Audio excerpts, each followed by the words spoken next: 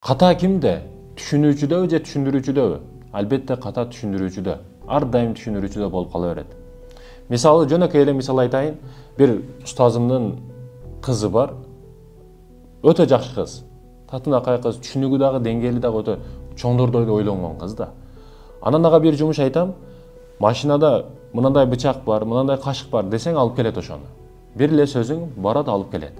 Анан бир башка ошол эле жаштын тегерегинде, ошол эле жашта ошондой кыз бар, ал башка байкемдин кызы. Ага мунун алып кел десең түшүнбөйт. Түшүнбөйт.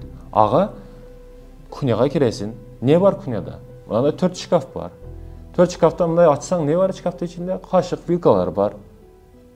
Сен не алып келишиң керек деп кайрага суроолуу бересиң да. Аны ал түшүнөт, мен кашык алып келишим керек экен деп. Ошондой экен, түшүндүрүүчүдө болот ката, түшүнүүчүдө эмес. Биз түшүндүрө билгенди билишибиз керек. Кимге кандай мамиле кылганды билишибиз керек.